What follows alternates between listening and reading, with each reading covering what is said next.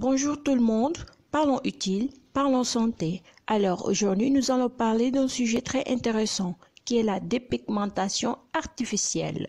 Par définition, la dépigmentation artificielle, c'est le fait d'utiliser des produits pharmaceutiques ou naturels pour aboutir au blanchissement de la peau.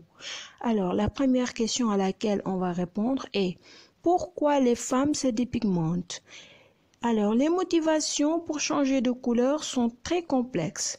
Il y a l'esthétique, vouloir se conformer à la mode, et plus profondément, c'est quelque chose de sociologique, c'est-à-dire, on a l'impression que si l'on est blanche, on aura un meilleur accueil dans le pays, sur le plan professionnel et même au niveau de la séduction.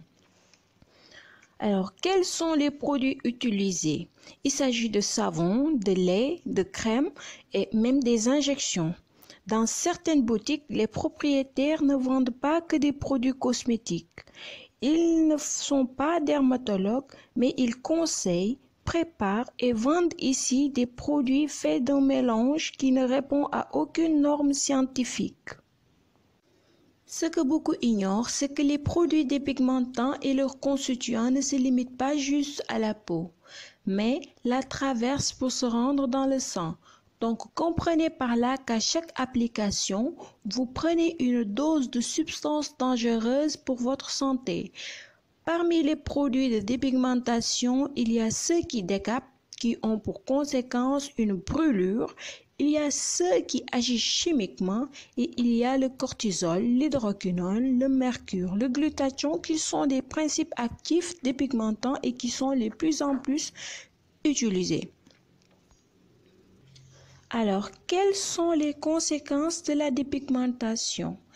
L'inconvénient principal de la dépigmentation, c'est que la dépigmentation est transitoire, ce qui pousse les femmes à continuer tout le temps et de plus en plus, et ceci favorise l'installation des complications. Les complications sont de deux ordres. Il y a localement, c'est-à-dire les complications au niveau de la peau, et généralement traduisant les effets de la substance dans le sang. Au plan local, on peut citer l'ochronose qui survient dans 4 à 12% des cas lors de la dépigmentation artificielle. On la compare à des grains de couscous et le pire avec l'ochronose, c'est que les vêtements ne la cachent pas car les lésions se localisent au niveau du visage, du décolleté, au niveau des mains et des pieds. Bref, de préférence les zones découvertes. L'ochronose reflète plus l'action de l'hydroquinone contenue dans les produits de dépigmentation artificielle et à cause de l'ochronose, certaines femmes ne sortent plus de leur maison.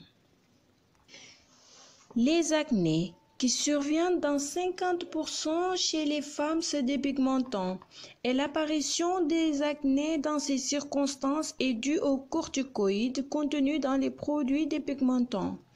Les acnés se localisent le plus souvent au niveau du visage et à la face antérieure du tronc.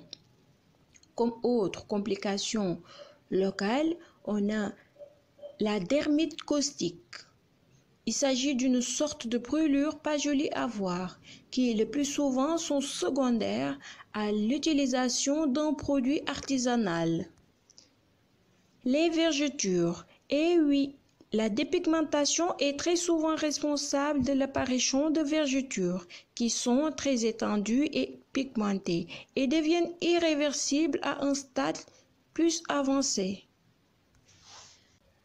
L'hyperpigmentation périorbitaire, assez suffisant pour montrer aux gens le caractère artificiel de votre teint. Ayant cet aspect en lunettes, elle ne cesse de se noircir. Le cancer de la peau, c'est la pire complication de la dépigmentation artificielle. Avec lui, rares échappent à la mort. La dermohypodermite bactérienne, c'est la première cause d'hospitalisation en dermatologie à Dakar. C'est une infection bactérienne et en termes plus simples, elle détruit la peau et progressivement les tissus en dessous. Elle dégage une très mauvaise odeur et entraîne une douleur qui est affreuse et qui est juste insupportable. aboutit des fois à une amputation et même à la mort par choc septique. La gale. Tout le monde connaît la gale, mais beaucoup ignorent à quel point elle peut être liée à la dépigmentation. Elle se présente sous forme d'une lésion profuse et croûteuse et se surinfecte très souvent. Mais ce qui rend insupportable la gale n'est autre que ce prurit qui l'accompagne. Tu te grattes partout et tu te grattes tout le temps, et de préférence la nuit juste pour t'empêcher de dormir. La dépigmentation entraîne également des lésions, des infections fongiques. Ces complications s'associent très souvent à des troubles de l'humeur, voire même des troubles psychiatriques. Les complications de la dépigmentation artificielle ne se limitent pas là, car comme on vient de vous le dire, les produits traversent la peau et passent dans le sang. Donc, à chaque fois que vous appliquez un produit dépigmentant à votre corps, vous prenez une dose de substances telles que le cortisol, l'hydroquinone, le mercure et bien d'autres substances qui sont plus tard responsables de l'hypertension artérielle, du diabète, de l'insuffisance rénale, de la maladie de Cushing, du syndrome de Stevens-Johnson-Lyell. Et comme c'est décrit au Sénégal et au Mali, l'augmentation du diabète et de l'hypertension artérielle. La première solution, c'est d'arrêter pour ceux qui l'utilisent. Vous pouvez toujours aller voir un dermatologue pour savoir comment bien arrêter. Et pour ceux qui n'utilisent pas les produits dépigmentants, c'est simple, ne vous y aventurez pas. Car non seulement la clarté qu'il vous apporte est transitoire, mais derrière ce joli teint se cachent de nombreuses complications.